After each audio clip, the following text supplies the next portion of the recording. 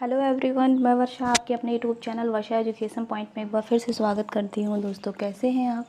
आशा करती हूँ स्वस्थ होंगे, अच्छे होंगे, आपकी स्टडी अच्छी चल रही होगी। तो दोस्तों, हम लोग एक नया सेशन भी शुरू करने वाले हैं, वो है हिंदी व्याकरण।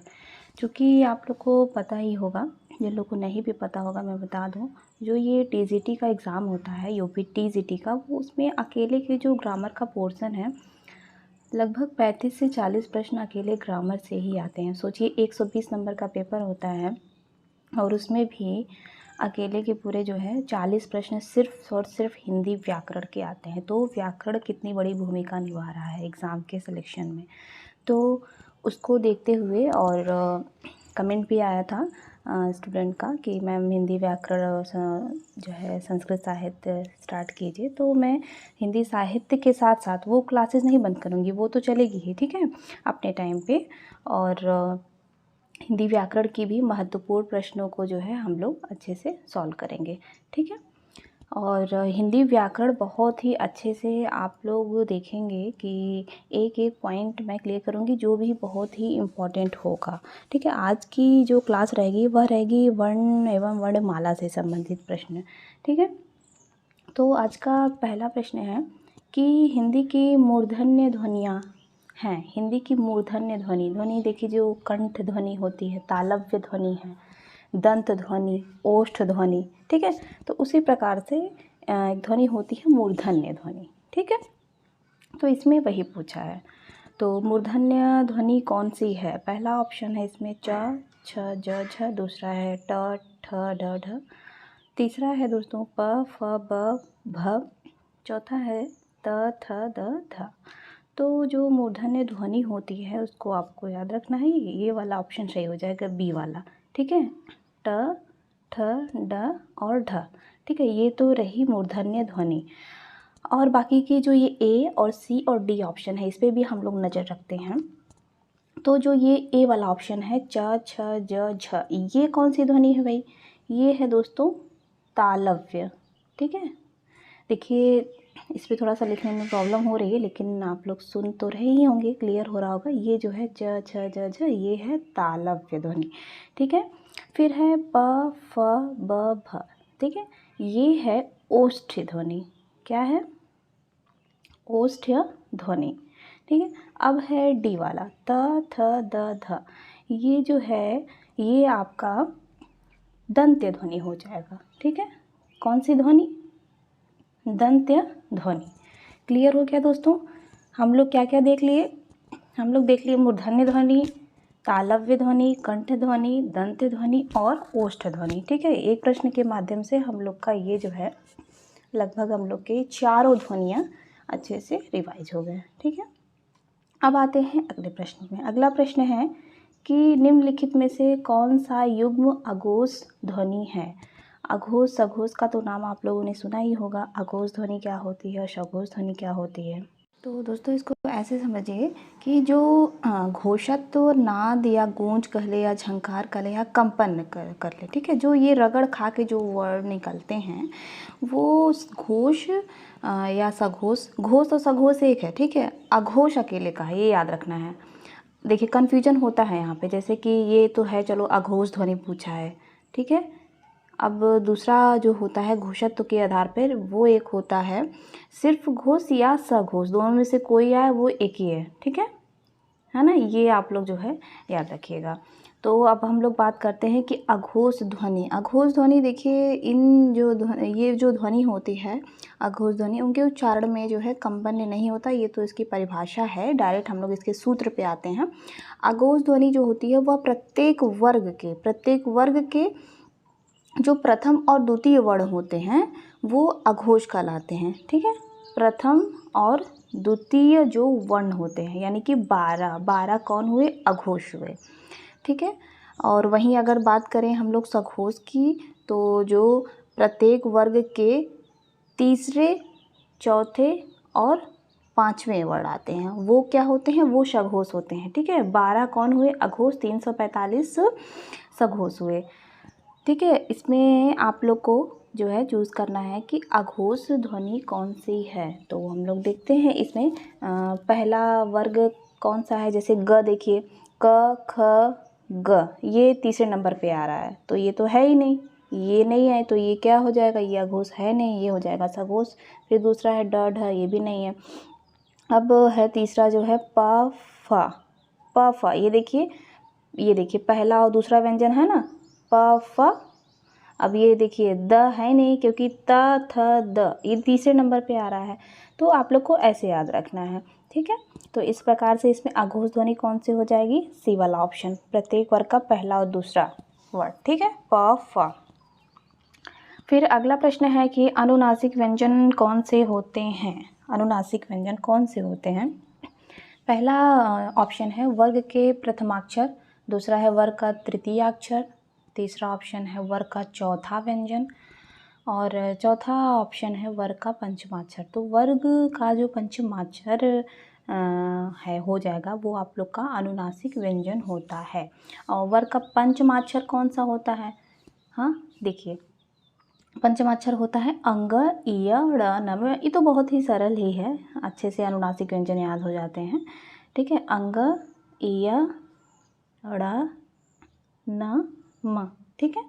ये जो है आप लोग के अनुनासिक व्यंजन हैं, ठीक है। हम लोग नेक्स्ट प्रश्न पे आते हैं। बहुत ही अच्छा प्रश्न है, थोड़ा सा क्रिटिकल है, बाकी कुछ है नहीं इसमें, बस प्रश्न को अच्छे से समझने की ज़रूरत है। प्रश्न दिया हुआ है कि हिंदी की स्पर्श घोष, महाप्राण और ओष्ठ व्यंजन ध्वनि कौन सी है। तो इसके लिए हमें तीनों को पता होना चाहिए।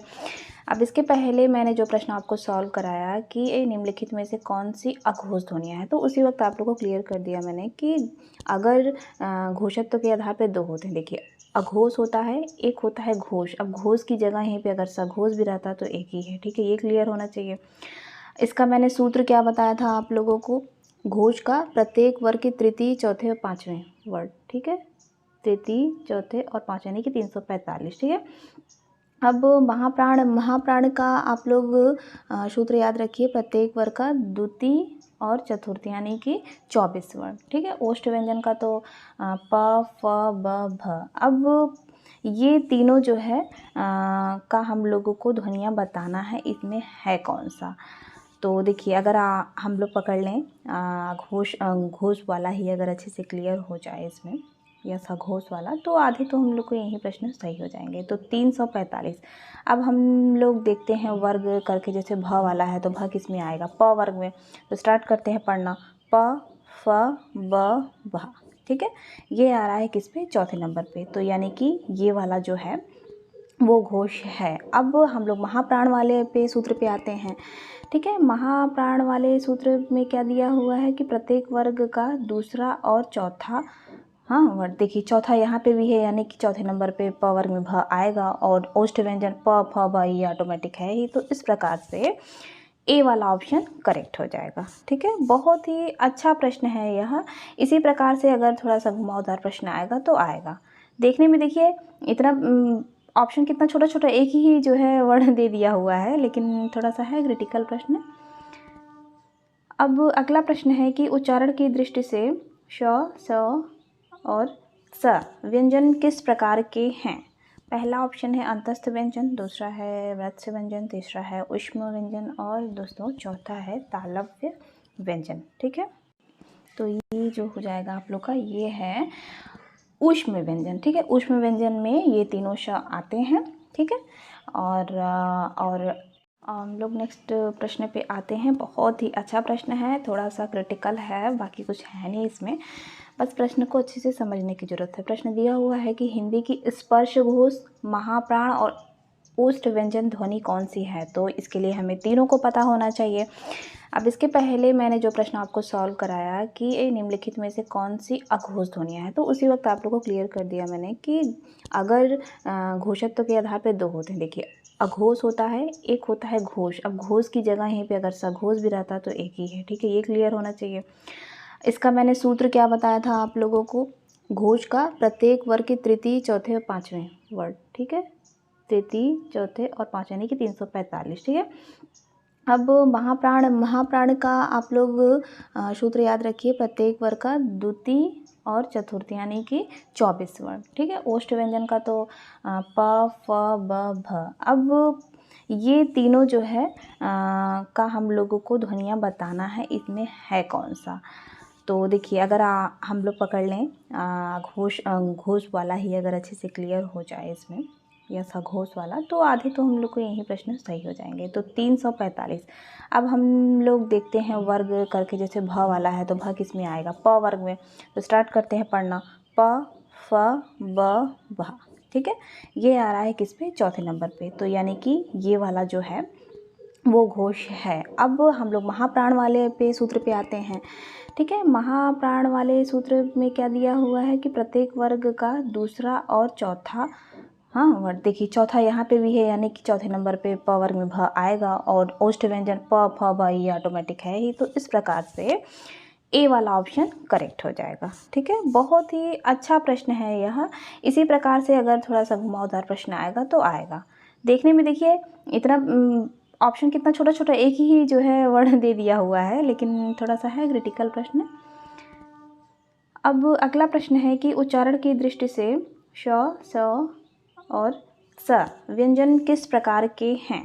पहला ऑप्शन है अंतस्थ व्यंजन, दूसरा है वत्स्य व्यंजन, तीसरा है ऊष्म व्यंजन, और दोस्तों चौथा है तालव्य व्यंजन, ठीक है। तो ये जो हो जाएगा आप लोग का, ये है ऊष्म व्यंजन, ठीक है। ऊष्म व्यंजन में ये तीनों श आते हैं, ठीक है। भी याद रखिए अंतस्थ व्यंजन में क्या रहता है, जो ये वाला ऑप्शन है इसमें रहेगा दोस्तों य र ल व, य र ल व, ठीक है। ये जो है अंतस्थ व्यंजन हो गया। ऊष्म व्यंजन, अंतस्थ व्यंजन जो है एकदम रट जाइएगा। फिर अगला प्रश्न है कि महाप्राण व्यंजन होता है। महाप्राण व्यंजन क्या है, प्रत्येक वर्ग का।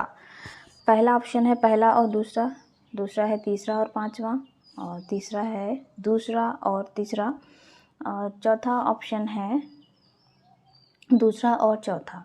तो ये जो महाप्राण व्यंजन है, अल्पप्राण और महाप्राण होता है। तो महाप्राण व्यंजन का सूत्र क्या है दोस्तों, इसका सूत्र है डी वाला ऑप्शन, प्रत्येक वर्ग का दूसरा और चौथा, ठीक है। और अल्पप्राण का क्या होता है, इसी वक्त ही आप लोग जान लीजिए। अल्पप्राण का जो है प्रथम, तृतीय और पंचम, ठीक है। अल्प प्राण के क्या होते हैं, जैसे कि क, ग और अंग, ये अल्प प्राण हो गए। और महाप्राण द्वितीय और चतुर्थ जो है होते हैं ये ख और ग, ठीक है। ये आप लोग याद रखिएगा। अगला प्रश्न है कि ऋ स्वर की मात्रा का प्रयोग कौन से शब्द में है। ऋ स्वर, तो पहला ऑप्शन है मातृभूमि, दूसरा है रात्रि, तीसरा है आम्र, और चौथा ऑप्शन है क्रिया। तो ऋ स्वर की मात्रा का प्रयोग मातृभूमि जो है शब्द में हुआ है। जैसे कि देखिए बहुत सारे वर्ड हैं, कृत्रिम है, श्रृंगार है, ठीक है, और कृषि है, इस सब में जो है ऋ स्वर की मात्रा का प्रयोग होता है। अगला प्रश्न है कि निम्नलिखित में से कौन सी ध्वनियाँ आयोगवाह हैं। पहला ऑप्शन है अ और आ, दूसरा है क ख, तीसरा है अंग अह, और चौथा है ड ढ। तो इसका जो करेक्ट आंसर हो जाएगा वो हो जाएगा शी वाला ऑप्शन, अंग और अह। अंग और अह ध्वनियाँ आयोगवाह ध्वनियाँ हैं, ठीक है। और बाकी जो ये डी वाला ऑप्शन है ड और ढ, ये उच्छिप्त व्यंजन, ठीक है। उच्छिप्त व्यंजन है, इसको गौड़ व्यंजन भी कहते हैं। और बाकी के ये तो कंठ ध्वनियाँ ही हो गई। फिर अगला प्रश्न है कि अधिक प्रयत्न से उच्चरित होने वाले व्यंजन कहलाते हैं।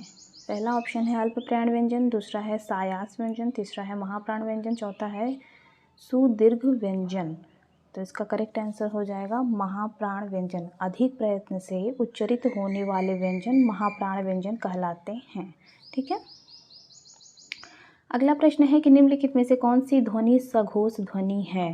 देखिए सघोष ध्वनि, सघोष ध्वनि का सूत्र मैंने क्या बताया था, प्रत्येक वर्ग के तीसरे, चौथे और पांचवे, यानी कि 345।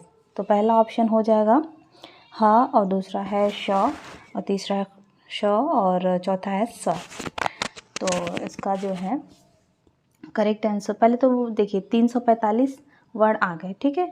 अब इसमें क्या करना है आपको, इसमें आपको मतलब देखना है कि ह जो है किस में आता है, जैसे कि क वर्ग तो आएगा नहीं, च वर्ग में आएगा नहीं, तो इतना थोड़ा सा सेंस लगाना पड़ेगा। तो जो ह होता है पहले वाले ऑप्शन से देखेंगे वह किस में आएगा, वह आएगा दोस्तों ऊष्म जो है व्यंजन में, ऊष्म व्यंजन में आएगा। ठीक है, तीनों जो स रहते हैं और ह वो ऊष्म व्यंजन में रहेंगे। तो ये आपको जो है पता होना चाहिए। तो अभी क्या करना है, अब इसका सूत्र देखिए कैसे मिलाएंगे हम लोग। अब जैसे ऊष्म व्यंजन का क्या है, श है, स है और ह कितने नंबर पे है, चौथे नंबर पे। और इसका सूत्र क्या था सगोज ध्वनि का, 345, प्रत्येक वर्ग का तीसरा, चौथा और पांचवा। तो इस प्रकार से इसका करेक्ट आंसर हो जाएगा ह। ठीक है, वर्णमाला देखिए थोड़ा सा इजी तो नहीं कहेंगे और टफ भी नहीं कहेंगे, लेकिन अगर अच्छे से सबके आपको सूत्र याद हो गए और खूब सारे कम से कम 100-150 प्रश्न जो है, हाँ बिल्कुल 100-150 ही प्रश्न अगर अच्छे से लगा लिए तो फिर वर्णमाला से क्वेश्चन गलत नहीं होंगे। ठीक है, अगला प्रश्न है कि च संयुक्त व्यंजन का निर्माण किन दो वर्णों के संयोग से हुआ है।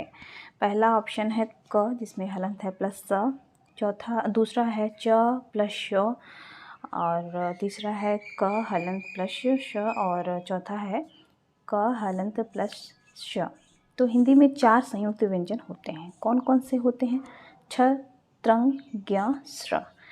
ठीक है, जिसमें से ये पूछा हुआ है ये जो है छ का।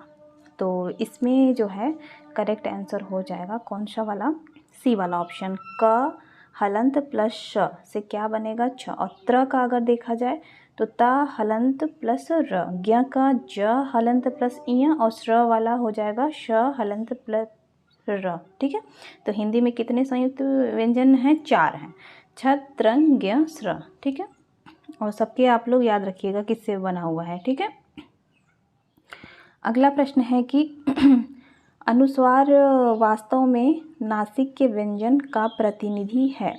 अनुस्वार वास्तव में नासिक के व्यंजन डैश डैश का प्रतिनिधि है।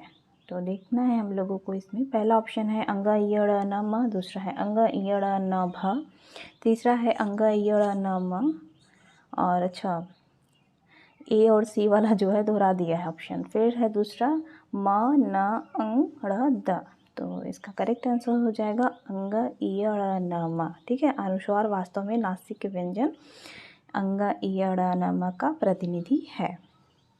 अगला प्रश्न है कि वर्णों में संधि हो जाने से क्या होता है। ठीक है, पहला ऑप्शन है नई वाक्य की रचना होती है, दूसरा है नया स्वर बनता है, तीसरा है नया वर्ण प्रयुक्त होता है, चौथा है नई ध्वनि बनती है। तो वर्णों में संधि हो जाने से नई ध्वनि बनती है। ठीक है, इस प्रकार से डी वाला ऑप्शन करेक्ट हो जाएगा। तो ठीक है, आज के लिए इतना ही प्रश्न है दोस्तों। ये वर्णमाला से संबंधित क्लासेस आप लोग को व्याख्या सहित कैसी लगी कमेंट बॉक्स में ज़रूर बताइएगा। अच्छी लगी होगी तो इसको कंटिन्यू करेंगे। बाकी फिर से मैं बता दूं, जो हिंदी साहित्य की जो प्रश्नावली हम लोग कर रहे थे वो तो चलेगी ही चलेगी। ठीक है, इसका मतलब आप लोग को 2 क्लासेस रोज़ मिलेंगी। तो तब तक के लिए अच्छे से पढ़ते रहिए। कोई भी डाउट होगा कमेंट बॉक्स में कमेंट आप लोग ज़रूर किया कीजिए। ठीक है।